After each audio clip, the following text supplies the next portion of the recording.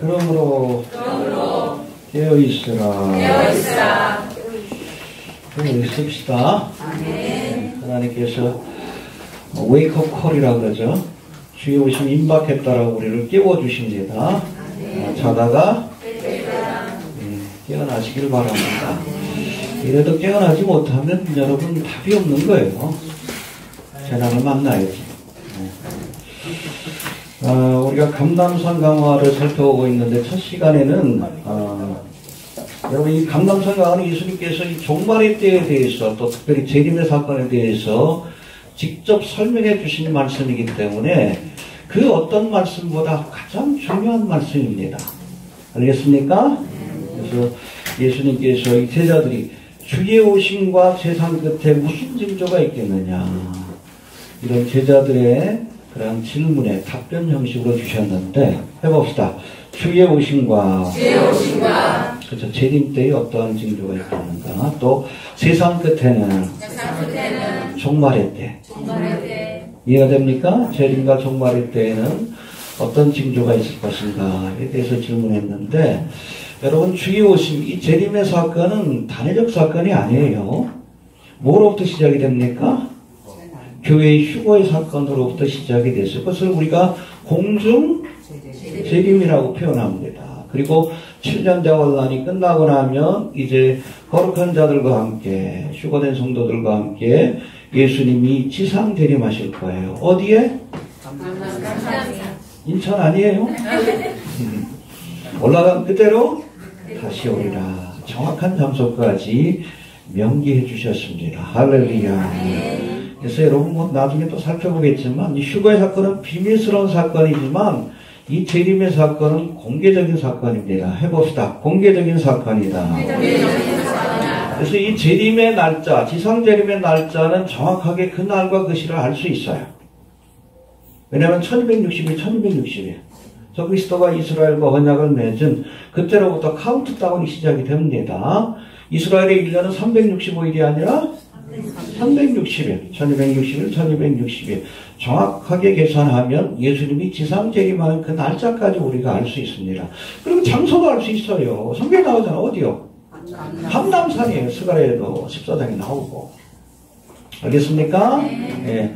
그러나 여러분 이 휴거의 사건은 비밀스러운 사건입니다. 호연히 갑자기 눈 깜짝할 사이에 주님께서 이 땅에 택한 많은 백성들을 데려가시기 때문에 사건이 일어났지만 사람들은 이해를 못해. 갑자기 사람들이 사라지니까. 비밀스러운 사건입니다. 알겠습니까?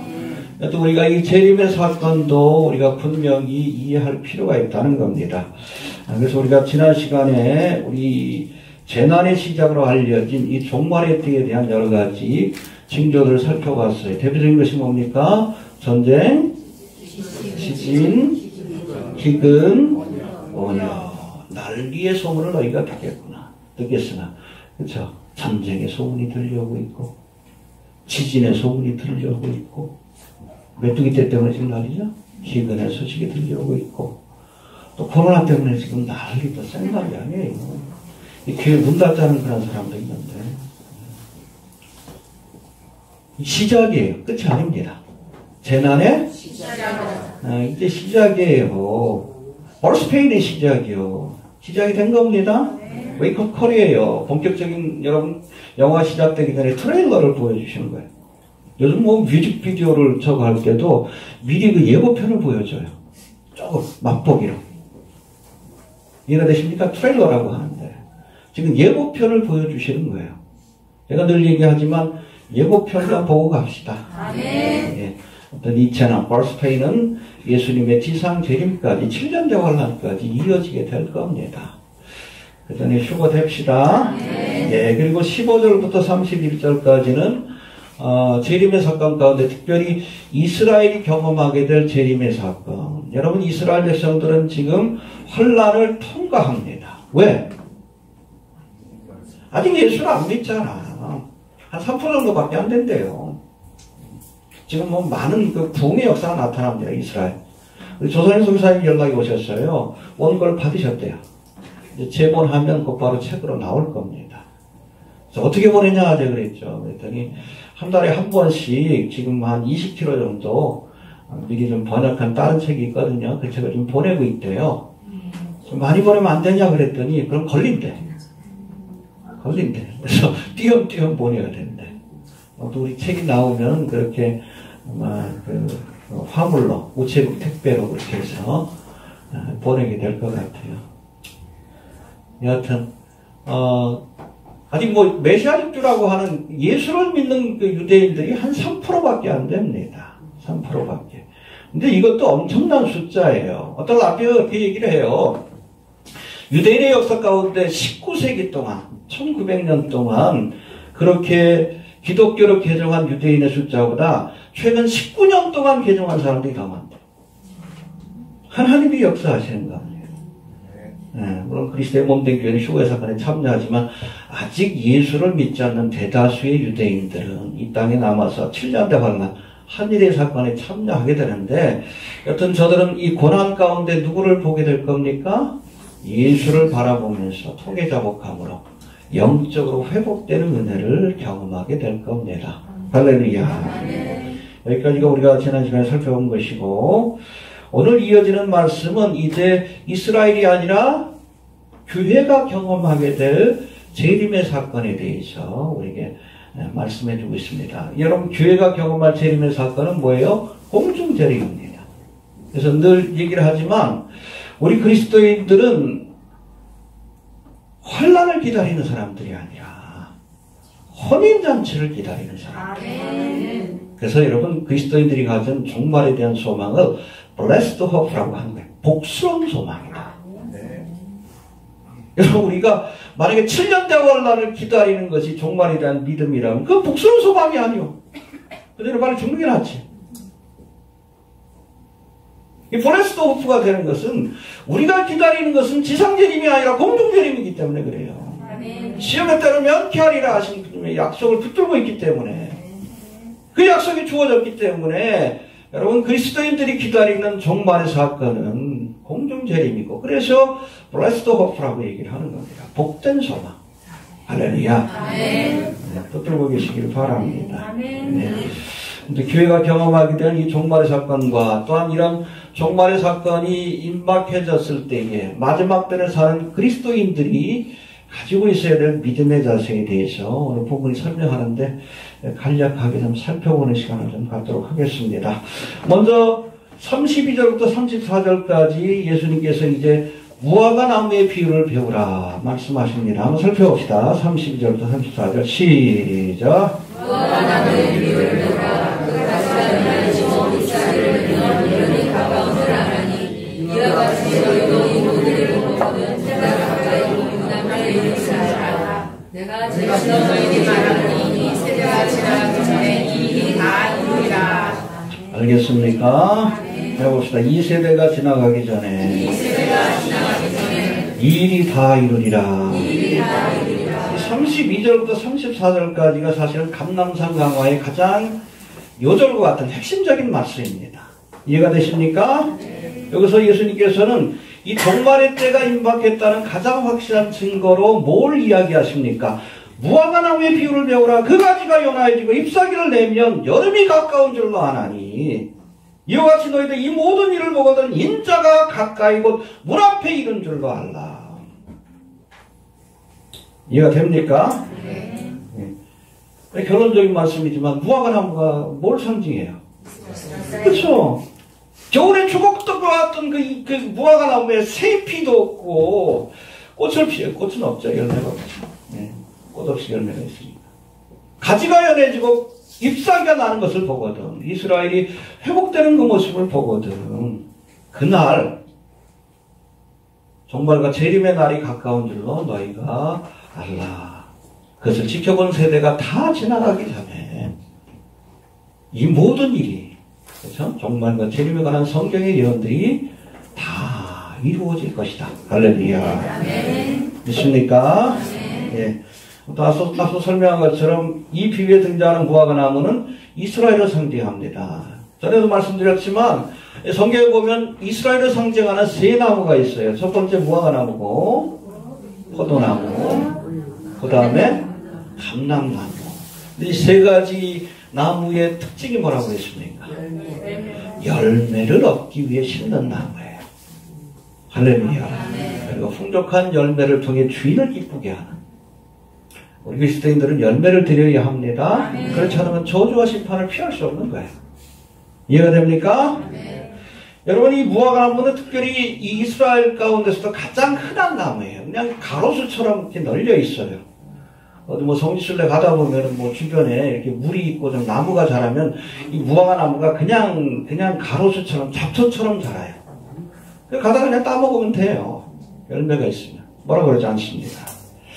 여하튼 가장 흔한 나무인 이 무화과나무는 성경 여러 곳에서 이스라엘을 상징하는 나무로 등장을 합니다. 그래서 예레미야 24장에 보면 이제 앞으로 바벨론으로 많은 사람들이 포로로 끌려가게 될 터인데, 극상품 무화과나무와 같은 이스라엘 가운데서 가장 존귀한 자들이 바벨론으로 끌려가게 될 것이고, 그 중에 사드락과 메삭과 아벳느고와 다니엘이 있는 거예요.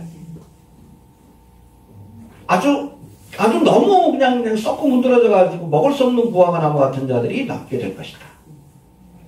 무화과 열매를 이스라엘 백성으로 상징해. 이 무화과나무가 이스라엘입니다. 호세아야 9장 10절에도 비슷한 말씀이 나오고, 요엘서 1장 6절 7절에서도 이 무화과 열매를 이스라엘로, 무화과나무를 이스라엘 백성 이스라엘로 그렇게 비유하는 그런 말씀들이 나옵니다. 예수님께서도 누가복음 13장에 보면 포도원에 심겨진 무화과나무의 비유를 통해서 이 무화과나무를 이스라엘 백성으로 그렇게 비유하십니다. 3년 동안 와서 열심히 수고했는데도 열매가 없어. 아까도 말씀드렸지만 여러분, 이 무화과나무는 대충 심어도 잘 자라고 열매를 맺습니다. 그런데 이 무화과나무를 어디다 심었어요? 포도원에다가. 기름진 포도원에다. 왜? 열매를 얻고자 하는 주인의 특별한 배려예요. 은총입니다. 이스라엘 백성들을 여러분 많은 민족들 가운데 택하여서 특별한 은총을 베푸셨잖아요. 그런데도 하나님이 원하시는 열매를 맺지 못해 경건의 열매, 회개의 열매, 선교의 열매 찍어내버리려고 하잖아요. 그리고 이 감람산 강화가 여러분 고난주간에 셋째 날 이루어진 주신 말씀입니다. 첫째 날 뭐 종려주일이고, 둘째 날, 그 다음에 셋째 날 주신 말씀인데, 이 바로 전날인 둘째 날에 사실은 예수님께서 베다니에서 예루살렘 성으로 다시 들어오시면서 시작하니까 무화과나무를 찾아가셨어요. 잎이 무성한. 근데 뭐가 없어? 그렇지, 잎만 무성한 채. 저주하셨어요. 이게 바로 이스라엘을 상징합니다. 겉으로 보기에는 잎이 무성하니까 하나님을 잘 믿는 것 같아. 근데 거기에 하나님이 원하시는 열매가 없는 거예요. 다시는 열매를 맺지 못하리라. 그 자리에서 여러분 말라 죽었어요. 하나님이 원하시는 열매를 맺지 못한 이스라엘이 멸망될 것을 예표적으로 보여준 사건입니다. 그래서 AD 70년에 로마에서 망했잖아요. 이해가 됩니까? 여튼 오늘 본문에 등장하는 이 무화과나무도 바로 전날 그 사건이 있고 이 말씀을 주신 거예요. 그러니까 뭐 제자들이 본능적으로 알겠죠. 아, 이 무화과나무가 이스라엘을 상징하는구나. 이 무화과나무도 이스라엘을 상징하는데, 여러분 AD 70년 하나님의 심판을 받고 멸망에 이르간 이스라엘이 여름이 가까우면 가지가 연해지고 수잎이 나는 무화과나무처럼 다시금 역사 속에서 등장하는 것을 보거든. 인자가 가까이, 즉 종말의 때가 가까이 온 줄로 너희가 알라. 이 세대가 다 지나가기 전에 이 모든 일들이 이루어질 것이다. 여러분, 이 예언은 성취가 됐습니다. 2차 대전 이후 1948년 5월 14일 유대인들이 어디로 돌아갔어요? 호토, 가나안 땅으로 돌아가서 나라를 재건합니다. 그리고 벌써 72년이 지났어요. 많은 성경학자들은, 종말학자들은 바로 이때부터 그걸 뭐 무화과나무의 세대라고 표현하더라고요. The Generation of the Fig Tree라고 되어 있는데, 무화과나무 세대로 표현되는 종말의 세대가 시작이 되는 것으로 그렇게 보고 있습니다. 이때부터 시작입니다. 1948년 5월 14일. 이때부터 하나님의 타임피스, 하나님의 시계가, 종말의 시계가 움직이기 시작했다. 이렇게 이야기를 합니다. 그래, 기준점을 분명히 알아야 합니다. 2세대가 가기 전에. 그렇다면 두 번째, 2세대가 가기 전에 하는 말씀이 주어지는데 34절을 봅시다. 시작. 내가 진실로 너에게 말하노니 2세대가 지나가기 전에 이 일이 다 이루리라. 예, 이제 무화과나무가 이스라엘을 상징하고 이런 이스라엘이 역사 속에 등장하는 것을 지켜보는 세대가 마지막 종말의 세대가 될 것을 우리가 알았다면 이제는 34절의 말씀을 통해서 이 세대가 구체적으로 무엇을 의미하는지 우리가 살펴볼 필요가 있다는 겁니다. 이 세대라는 단어가 헬라어로 보면 게네아라고 되어 있나 해봅시다. 게네아. 이 단어는 뭐 여러 가지로 해석이 되지만 일반적으로는 해봅시다. 동시대의 사람들. 그렇죠? 그러니까 이 세대가 지나가기 전에 이 일이 다 이루리라는 말씀은 곧 무화과나무로 상징되는 이스라엘의 회복을 지켜본 세대. 그래서 직접 지켜본 세대. 1948년 5월 14일 이전에 태어나십니다. 그분들이 다 지나가기 전에, 다 돌아가시기 전에 이 모든 일이, 그렇죠? 이건 휴거 사건뿐 아니라 지상재림의 사건과 7년 대관한 거예요. 그분들이 돌아가시기 전에 다 이루어진다는 겁니다. 이해가 됩니까? 그다음 이 한 세대의 구체적인 기간이 어느 정도일까? 근데 성경에 보면 이 세대에 관한 이 기간이 시대마다 유동적으로 바뀌는 것을 우리가 알 수 있어요. 여러분 성경을 보면 노아의 홍수 이전에는 사람들이 거의 1000년 가까이 살았어. 아담은 몇 세? 930세. 가장 오래 산 사람이 누구예요? 우두세가 몇 살 살았어? 969세. 할렐루야. 천년왕국 때도 그렇게 살 겁니다. 대부분의 사람들이. 이해가 되십니까? 네. 회복되는 거예요. 아무튼 이렇게 살았기 때문에 이때의 기준으로 따지면 한 세대가 1000년 가까운 시간이에요. 이해가 됩니까? 이때의 기준으로는. 그런가 하면 창세기 15장을 보면 하나님이 아브라함에게 나타나셔서 장차 이스라엘 백성들이 이방 땅에서 종살이 할 것을 400년 동안 종살이 할 것을 예언하신 말씀이 등장해요. 구체적으로 어디에서? 애굽 땅에서. 그렇죠? 종살이 할 것을 말씀하시면서 이렇게 종살이를 마치면 저들이 흥미로운 말씀이 나옵니다. 해봅시다. 4대 만에 가나안 땅으로 돌아오리라. 그 400년을 4대로. 그러니까 이때의 기준은 뭐예요? 한 세대가 100년이요. 이 말씀을 받은 아브라함은 몇 살까지 살았어? 175세. 이삭은 180세. 야곱은 145세. 대충 여러분 한 세대를 100년으로 정하는 이유를 아시겠죠? 그런가 하면 여러분 모세의 시로 알려진 시편 90편 10절에서는 뭐라고 말씀합니까? 우리의 연수가 70이요. 강건하면 80. 그렇죠. 이 모세 시대 때는 아브라함 시대 때 100세. 근데 모세 시대에 와서는 그 한 세대의 기준이 조금 좀 줄어들었어요.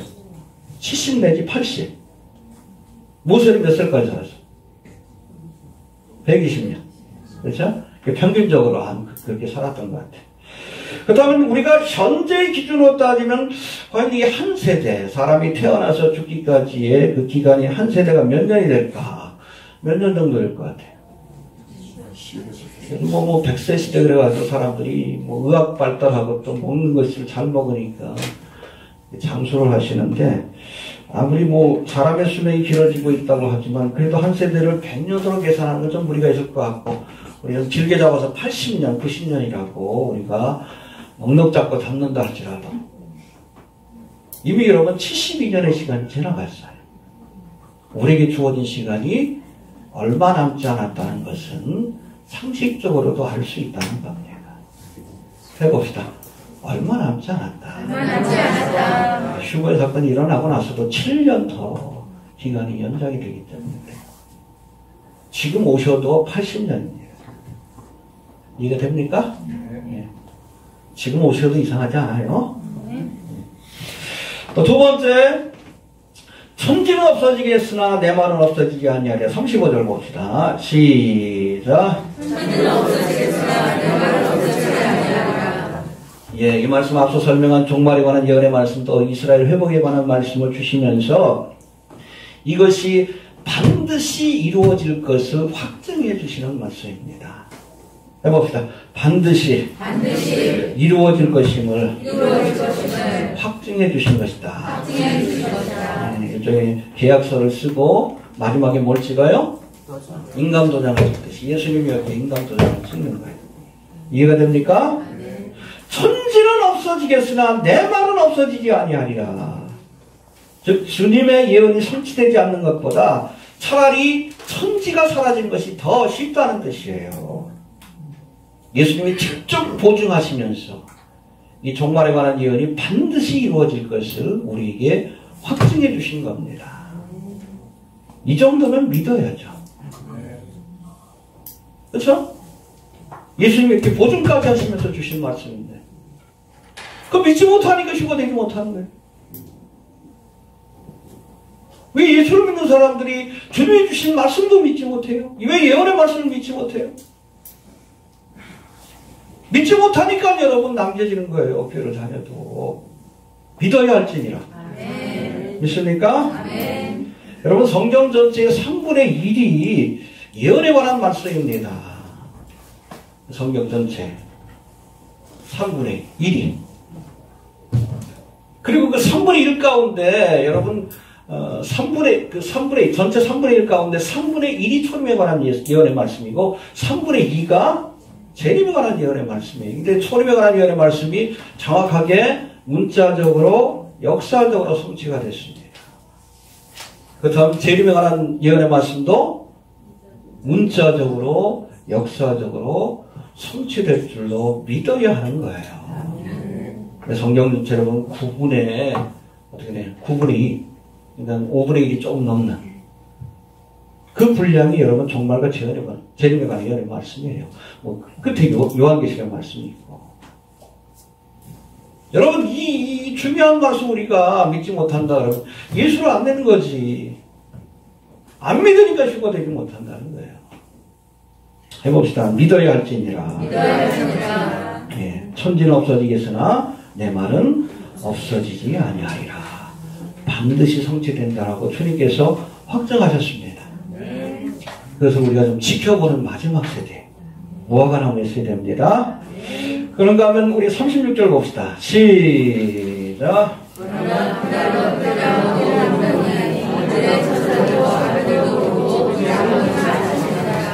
네, 반드시 이루어질 것이지만 천지가 사라지기 전에 반드시 이루어질 것이지만 그러나 그날과 그 시는 우리가 모른다. 모른다고 했는데 안다 그러면 이단인 거예요. 이렇게 복잡하게 생각해.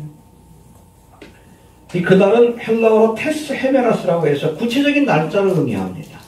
그리고 그때는 테스오라스라고 해서 조금 넓은 의미의 그런 시간을 의미하는, 기간을 의미하는 단어인데 여하튼 그날과 그때를 모른다는 것은 휴거가 일어나는 정확한 날짜를 우리가 알 수 없다는 뜻입니다. 해봅시다. 휴거가 일어나는 정확한 날짜를 누구도 알 수 없다. 그렇죠? 하늘의 천사들도 모른다 그랬어요. 예수님도 모른다 그랬어요. 누구만 아셔? 성부 하나님만 아신다 그랬는데 그런데 예수님도 모른다는 걸 내가 안다? 그럼 지가 뭐 예수님보다 낫다는 거 아니야. 이만희하고 다를 게 뭐가 있어? 이단이지. 대표적인 것이 다미선교회 아니에요.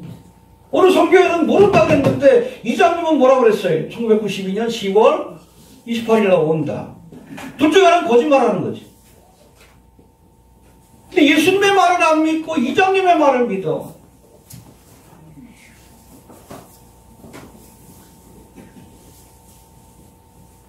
주님의 말씀을 가감없이 믿어야 합니다. 아멘. 예수님 말씀 안 믿고 엉뚱한 이야기를 듣고 믿으니까 여러분 무조건 믿는다고 구원받는 게 아니라 바르게 믿어야죠. 아멘. 믿을 수 있는 걸 믿어야죠. 알겠습니까? 아멘. 자, 그리고 이 휴거의 사건이 일어나기 전에 그때는 노아의 때와 같을 것이고 또 뭐 뒤에는 나오지만 롯의 때와 같을 것이다 라는 말씀이 나오는데 우리 37절부터 39절까지 봅시다. 시작. 노아의 때와 같이 인자의 영도 그러하리라. 홍수에 노아가 방주에 들어가는 날까지 사람들이 목마르고 잠자고 싫다고 있으면서 홍수가 나서 저희를 다 말하기까지 깨닫지 못하였으니 인자의 영도 이와 같으리라. 예, 여기 보니까 이 말씀에서 우리가 좀 주목할 말씀이 있는데 노아가 방주에 들어간 후에 심판이 내려지는 거예요. 믿음의 사람들을 안전한 곳으로 옮겨 놓으신 후에 소돔 성도 마찬가지 아니에요. 소돔 고모라 심판하기 전에 롯과 그의 가족들을 끌어내서 수월성에 옮겨 놓으시고 나서 여러분 심판이 내려진 거예요. 환난전 휴거가 맞는 겁니다. 그걸 확증해 주신 거예요. 이해가 됩니까? 네. 해봅시다. 들어가고 나서 심판이 임했다. 환난 통과서는 여러 성경적 근거 없어요. 한국 사람들이 환난 통과서를 좋아해. 왜 그런지 아셔요? 영웅 심리가 있어서 그래. 내가 주님을 위해서 뭐 순교하고. 아니, 성경적으로 믿어야지. 말씀드렸지만 휴거의 사건은 여러분 다른 의미에서 보면 그 혼인 예식에 데려가시는 사건입니다. 이제 여러분 신부를 데려갈 때 환란전에 데려가야지. 7년 동안 두들겨 맞게. 반 죽은 상태에서 그래 이제 나하고 결혼하자. 말도 안 되는 주장이에요. 7년 동안 두들겨 맞게 하고 나서 이제 나하고 결혼하자. 왜? 세디스트도 아니고. 환란전에 데려가시는 거예요. 왜 데려갑니까? 이 땅엔 피할 것이 없어. 도피처가 없어요. 물론 여러분 7년 대환란의 기간 동안에 회개할 이스라엘 백성들을 위해서는 도피처를 예비해 놓으셨어요. 교회를 위한 도피처는 없습니다. 어디에요? 하늘의 처소가 도피처예요. 지음에 따르면 결이야. 이해가 됩니까? 예. 또 두 번째, 홍수전에 노아가 방주에 들어가는 날까지 사람들이 해봅시다. 먹고 마시고 장가들고 시집가고 있으면서 그렇죠. 일상적인 삶을 살다가 갑자기 데살로니가서 5장 2절에 보니까 도적과 같이 말이야. 갑자기 찾아옵니다. 알겠습니까? 네. 도적같이 임한다는 그 말씀과 함께 5장 4절에 보면, 데살로니가서 5장 4절에 보면 또 빛의 자녀들에게는 도적과 같이 임하지 않을 것이다. 우리가 정확한 날짜와 시간은 모릅니다. 그러나 시대의 징조를 통해서 주님 오실 날이 가깝구나. 그 보면서 깨어서 예비하고 있기 때문에 그런 사람들에게는 도적과 같이 오지 못한다는 거예요. 도적과 같이 맞이하면 안 됩니다. 네. 깨어있는 모습으로 맞이할 수 있게 되길 바랍니다. 뒤에도 나오지만. 예. 그리고 40절 41절 봅시다. 휴거의 사건을 묘사하는데 시작. 그 사람이 밖에 있으면 하나는 데려가고 하나는 모르는 당할 것이요 두 여자가 배를 메고 있으면 하나는 데려가고 하나는 모르는 당할 것이니라. 예, 밭을 갈고 매를 갈고 그러니까 두 사람, 두 남자가 밭을 갈고 밭에서 열심히 일하는 겁니다. 두 여자가 맷돌을 갈고 왜 갈까? 빵을 구워 먹어야 되니까. 밀가루를 팔던 시절이 아니니까. 여자들은 열심히 부엌에서 살림하고 그리고 남자들은 열심히 밭에 가서 일하다가 일상적인 삶을 살다가 갑자기 휴거의 사건이 어떤 징조나 표적도 없이 갑자기 일어나는 거예요. 해봅시다. 갑자기 일어난다. 이 휴거의 사건을 묘사한 영상들이 유튜브에도 나와 있는데 여기 나오잖아. 갑자기 예배 드리다가 빵 하고 사라져. 근데 몇 사람은 남아있어. 어떻게? 지금 오실 수 있습니다. 그냥 빵 사라져. 몇 명이 남아있어. 어떡할 거요? 그러지 맙시다. 아멘. 어떤 휴거 사건이 정말 그렇게 일어날 겁니다. 쇼핑하다가, 운전하다가, 예배드리다 어느 순간이든 모르지만 갑자기 맷돌을 갈다가 이해가 됩니까? 또 해봅시다. 밭을 갈고 매를 갈다가 데려가면 나간다는 것은 우리가 휴거의 사건이 찾아오는 그 순간까지 정상적인 삶을 살아야 된다는 이야기예요. 해봅시다. 정상적인 삶을 살자. 정상적인 삶을 살자. 마지막 때가 됐다고 그냥 흰 소복 입고 그냥 교회 와서 그냥 찬양만 부르고. 옛날 다미성교회가 그랬잖아. 여기 인천에 저기 하나 교회가 있었어요. 다미교회 유명한데. 방송국에서 와가지고 10월 28일 날 12시까지 그 찬양했어. 하나님의 나팔 소리 그냥 흰 저고리 입고 찬송하다가 12시 되니까 어떻게 됐어? 다 남겨졌지. 어떻게 여러분 10월 28일 예수님 오신다고 제가 아는 분 그분 뭐 아주 큰 은행의 부지점장까지 이렇게 꽤 높은 지위에 있던 분인데 그거 그냥 장로님이셨어요. 그때는 치고선 거기 가가지고 이러다가 남겨졌어요. 아들은 서강대 다니고 있었는데 이러다가 남겨졌어요. 그 식구들. 기가 막혀. 그분이 장로님인데 장로님인가 부장집사인가 그랬어요. 대학부 부장 맡으신 분이라서. 이제 그 담이 빠지셔가지고 그냥 담임 목사님 찾아가가지고 10월 28일 날 예수님 오신다고 광고하지 않으면 나 떠나가겠다고. 떠나갔어. 이렇게 하다가 남겨진 거예요. 이렇게 하다가. 그러지 말라는 거예요. 마지막까지 내게 주어진 삶에 최선을 다하십시오. 이해가 됩니까? 열심히 또 복음도 전하다가 그러다가 여러분 그렇게 하라고 마지막 때 그 정확한 시간을 알려주지 않는 거예요. 끝까지 최선을 다하라고. 해봅시다. 끝까지 최선을 다하자. 이해가 됩니까? 마지막 때가 됐다고 그 소복 입고 와가지고 이제 천성만하면 쫓아냅니다 제가.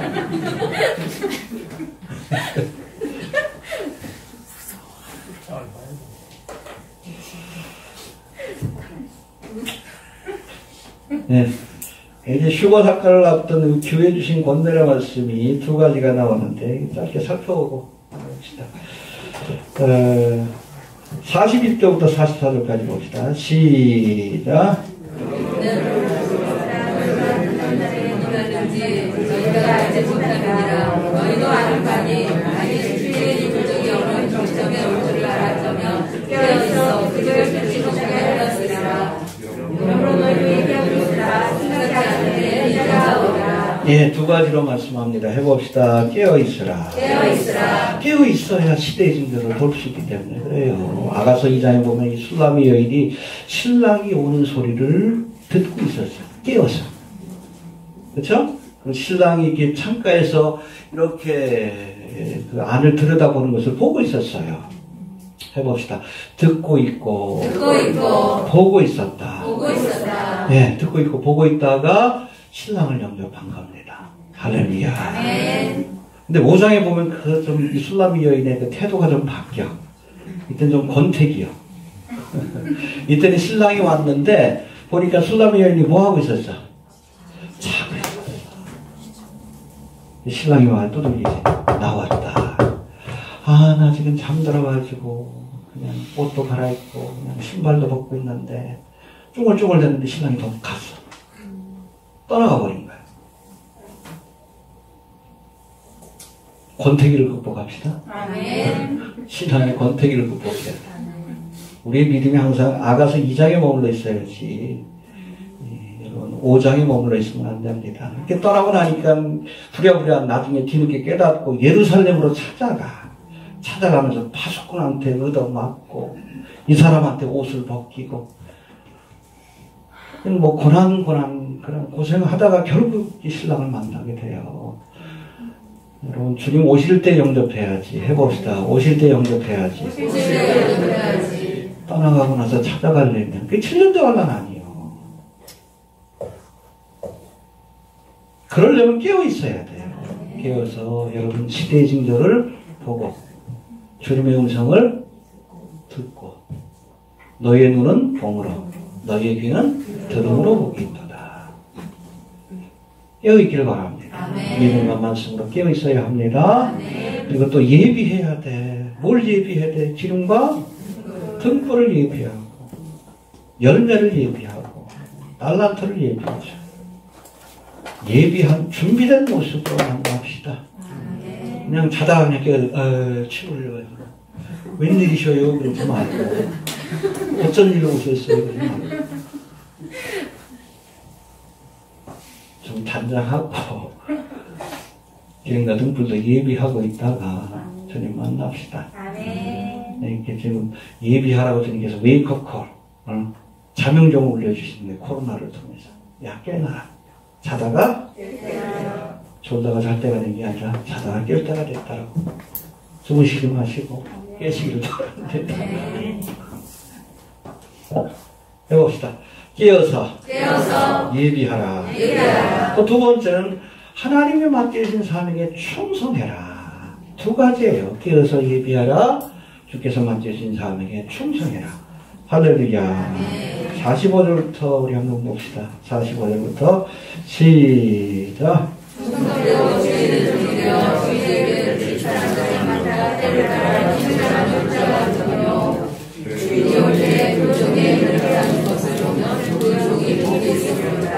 예, 47절까지.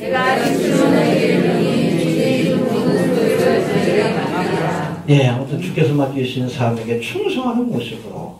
할렐루야. 그래 주님께서 오셨을 때 착하고 이 맡겨진 달란트를 우리가 묻어두면 악하고 책망을 받게 되는 거예요.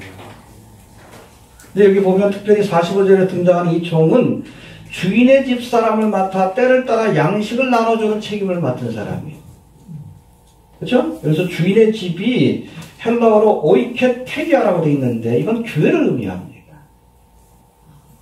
교회 안에서 하나님의 양식을 나눠주는 그러한 책임을 맡은 종이 뭐요? 목사들이지.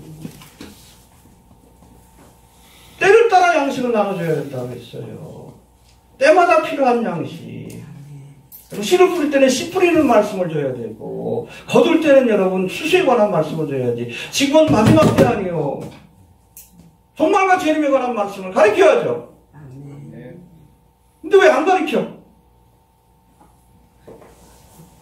이런 난리 소문을 들으면서 이게 뭐지? 소경이 소경을 인도하는 거지.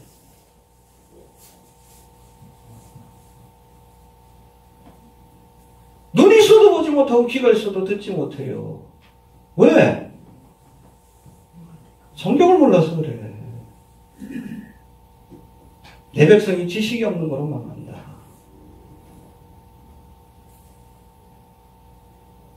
여러분 말씀을 나눠주는 그런 종, 양식을 나눠주는 종은 말씀에 능통한 자가 되어야 합니다. 내가 늘 얘기하지만 평신도는 무지가 죄가 아니지만 성경에 대해서 잘 모르는 것이 죄가 아니지만 목사들은 죄예요.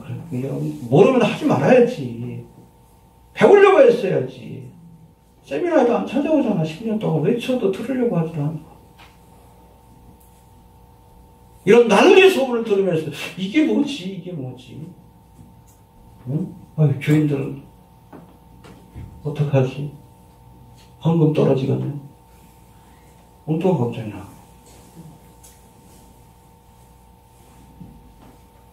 무지해서 그래요. 때를 따라. 지금 마지막 때 아닙니까? 이 마지막 때인데도 종말에 관한 설교를 안 해요? 하나님의 존엄한 심판이 내려져. 이 악한 종아거든요. 열심히 말씀을 배워가지고 때를 따라 경우에 합당한 말은 뭐 아로새긴 은쟁반에 금사가라 그랬는데 그때마다 성도들에게 필요한 말씀으로 공급해야죠. 깨어있으라고 하나님의 말씀으로 권면하고 해야지. 그 사역을 안 하면 여러분 하나님의 심판이 있어. 이 약한 종아, 이 약하고 게으른 종아. 제가 늘 얘기하잖아요. 목사가 구원받기 제일 힘들다고. 많이 맡은 자에게 많은 것을 구하기 때문에 그래요.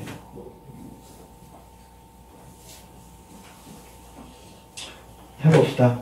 때를 따라 양식을 나눠줘야 한다. 양식을 나눠줘야 한다. 한국교회 목사들이 좀 깨어났으면 좋겠어요.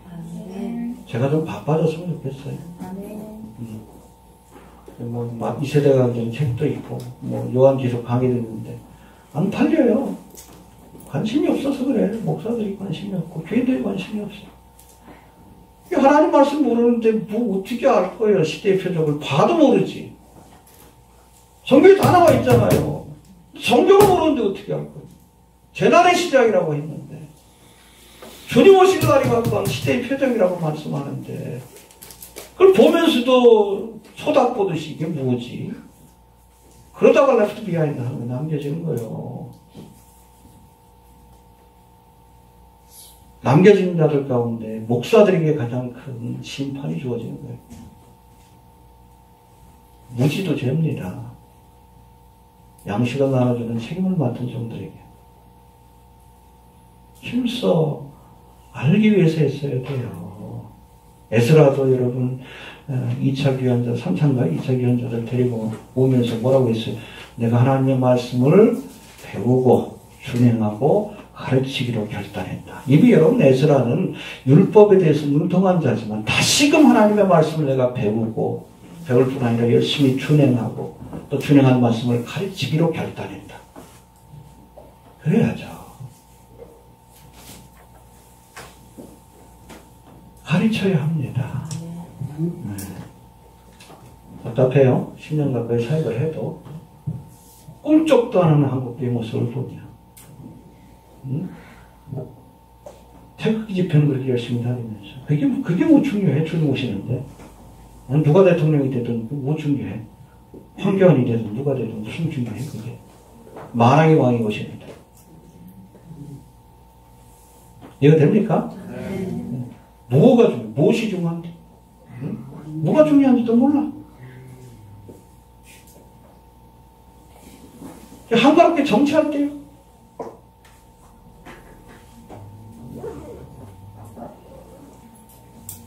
주님께서 자꾸 깨우시는데 더 이상 무슨 표적을 보여줘요?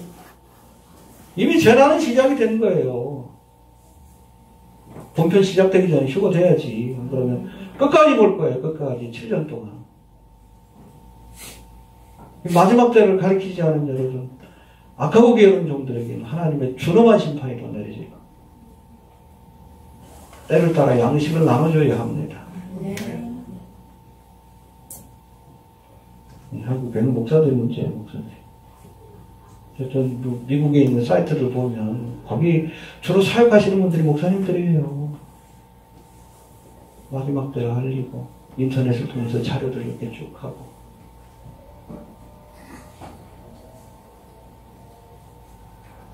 너무나 표정이 확실하잖아요. 깨어납시다. 네. 정리합니다. 여러분, 이스라엘에게 약속된 종말의 사건은 7년 대환란과 재림의 사건입니다. 네. 왜요? 아직 저들이 예수님을 메시아로 인정하지 않기 때문에 7년 대환란의 기간 동안에 저들이 민족적으로 회개하고 회복되는 그런 은혜를 경험하게 될 겁니다. 그렇게 되면 이제 재림의 주님을 만나게 될 겁니다. 여기에 관해서 그리스도의 신부인 교회에 약속된 종말의 사건은 7년 대환란이 아니요. 기상재림이 아니요. 환란이 있기 전에 우리를 데려가시는 하늘에 쳐서 혼인예식에 참여하게 하려고 데려가시는 휴거의 사건입니다. 그래서 여러분 그리스도인들의 소망, 종말에 관한 소망은 blessed hope, 복된 소망이라고 하는 거예요. 복 있는 자예요. 우리 걱정할 거 없어요. 나 죽어도 천국 가는데. 환란이 우리 자리에 데려가실 겁니다. 이어서 기름과 등불을 예비하고 또 마지막 때에 우리에게 주신 사역에 충성하는 자들에게는 이 종말의 사건이 은혜의 시간이 되겠지만 할렐루야. 그렇지 않은 자들에게는 이 종말의 사건이 재앙의 날로 다가오게 될 겁니다. 깨어 있읍시다. 우리는 눈을 들어서 하늘을 바라볼 때고 주님께서 여러분 이미 시대의 징조를 보여주고 계셔요. 재난이 시작되었습니다. 예, 또 언제든지 부르시면 따라 믿음의 준비를 하고 살아갈 수 있게 되길 바랍니다. 주신 말씀 붙들고 기도합니다. 주의 오심이 임박한 마지막 때를 살고 있습니다. 태어난의 시작이라 말씀하신